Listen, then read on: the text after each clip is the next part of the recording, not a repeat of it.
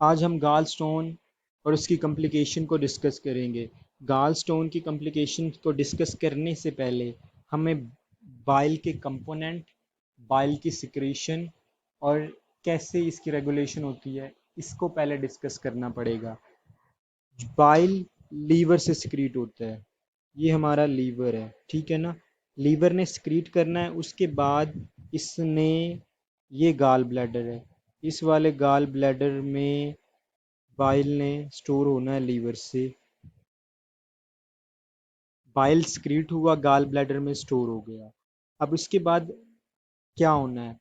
उसके बाद जब भी हम कोई फैटी मील या अमाइनो एसिड हमारी स्मॉल इंटेस्टीन यानी ड्यूडिनम में आता है तो एक हार्मोन रिलीज होता है। ड्यूडिनम से एक हार्मोन रिलीज होगा, ये हमारा ड्यूडिनम है। इस ड्यूडिनम से एक हार्मोन रिलीज होगा जिसका नाम है कोलिसिस्टोकाइन। कोलिसिस्टोकाइन सीसीके, मतलब जिसको सीसीके में लिख रहा हूँ, इसने गाल ब्लैडर पे जाके एक्ट करना है। इसने गाल ब्लैडर पे जाके जब ये एक्ट करेगा, ये वाला कोलिसिस्टोकाइन इसने गाल ब्लैडर इसकी कंट्रैक्ट करेगा, और ये जब कंट्रैक्ट होगा तो इसके सारा बाइल रिलीज हो जाएगा, और ये रिलीज हो जाएगा इस ड्यूडिनम में। और उसके बाद इसने अपने फंक्शन पर, बाइल के मेजर दो फंक्शन हैं, जिनमें से पहला लिपिड की डाइजेशन, और लिपिड की डाइजेशन, और उसके बाद इसने फैट सॉल्युबल विटामिन की ऑब्जर्प्शन करवाने। जितने भी फैट सॉल्युबल विटामिन है वो सब बाइल उनकी ऑब्जर्वेशन में हेल्प करेगा। दूसरा फंक्शन इसका excretion of cholesterol. Excretion of cholesterol का ये प्राइमरी वे है। अगर एक्सक्रीशन ऑफ कोलेस्ट्रॉल, अब हम गाल स्टोन बनने की पैथोलॉजी को डिस्कस करते हैं। गाल स्टोन कैसे बनता है? अब इसके लिए हमें सबसे पहले बाइल के कंपोनेंट का पता होना चाहिए।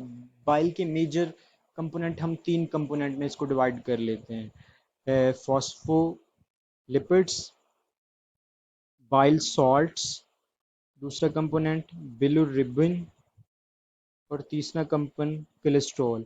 अब जब भी बिलिरुबिन या कोलेस्ट्रॉल की अमाउंट बढ़ेगी, कि कंसंट्रेशन बढ़ जाएगी, उसकी वजह से ये प्रेसिपिटेट करेंगे। ये जब भी इनकी अमाउंट बनती है प्रेसिपिटेट बनेंगे, और हमारे पास स्टोन बन जाएगा गाल ब्लैडर में। कि दूसरी वजह ये हो सकती है कि हमारे पास फॉस्फोलिपिड, ये बाइल सॉल्ट, इनकी कंसंट्रेशन कम होगी। जब इनकी कंसंट्रेशन कम होगी, हमारे पास बाइल, बिलिरुबिन और कोलेस्ट्रॉल की सॉल्युबिलिटी डिक्रीज हो जाएगी। इनकी सॉल्युबिलिटी जब हमारे पास डिक्रीज होगी, उसकी वजह से भी हमारे पास इनकी बिलिरुबिन और कोलेस्ट्रॉल की प्रेसिपिटेशन की वजह से स्टोन बन जाएगा गाल ब्लैडर में। आमतौर पे गाल स्टोन को दो टाइप के स्टोन्स में क्लासिफाई किया जाता है: कोलेस्ट्रॉल स्टोन्स, दूसरा हमारे पास बिलिरुबिन स्टोन्स है। Cholesterol stone most common type है, मोस्ट कॉमन। दूसरा, ये रेडियो ल्यूसेंट है। रेडियो ल्यूसेंट का मतलब कि ये एक्सरे में विजिबल नहीं होगा। बिलिरुबिन स्टेन रेडियो ओपेक होगा। बिलिरुबिन स्टोन की मेन दो वजह हैं: एक हेमोलिसिस,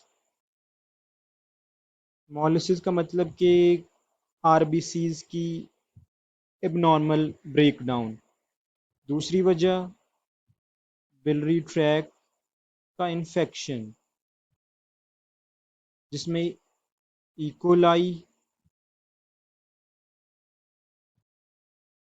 मेन चीज़। कोलेस्ट्रॉल जो स्टोन है, इसके हमारे पास मेनली चार रिस्क फैक्टर, इसको हम 4F कहते हैं। 4F का मतलब ये है कि सबसे पहले तो फीमेल जेंडर, दूसरा फर्टाइल मीन प्रेग्नेंट, और तीसरा हमारे पास 40, और फैट मतलब ओबीज। अब ये चार रिस्क फैक्टर जिस भी पर्सन में होंगे, उसको कोलेस्ट्रॉल स्टोन का रिस्क सबसे ज़्यादा होगा। अब गाल स्टोन को डायग्नोज करने के लिए जो हमारे पास सबसे बेस्ट इन्वेस्टिगेशन है वो हमारे पास अल्ट्रासाउंड है। गाल स्टोन की मेनली 4 कॉम्प्लिकेशन हैं, जिनमें हमारे पास बिलरी कॉलिक, गाल स्टोन आइलियस, कोलिसिस्टाइटिस और pancreatic sorry gall bladder carcinoma और पोर्सलिन गाल ब्लैडर।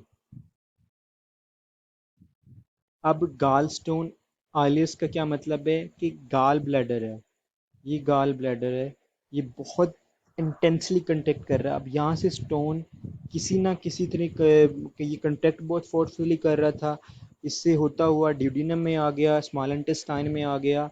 अब इस स्टोन ने इंटेस्टाइन के उस पोर्शन में जाके मतलब स्टिक हो सकता है जो कि बहुत नैरो है, और आमतौर पे वो इलियोसिकल वेल्व है।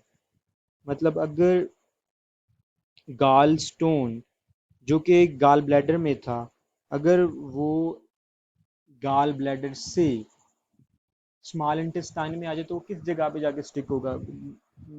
लाजमी बात है कि जहाँ पे वो नैरो होगा, वो नैरो जगह इलियोसिकल वेल्व है। दूसरी हमारे पास जो इसकी कॉम्प्लिकेशन है, जो मोस्ट कॉमन कॉम्प्लिकेशन है, वो कोलिसिस्टाइटिस है। Cholecystitis most common complication of गाल स्टोन। अब जो कोलिसिस्टाइटिस है इसको भी हम दो में डिवाइड करेंगे, एक्यूट एंड क्रॉनिक।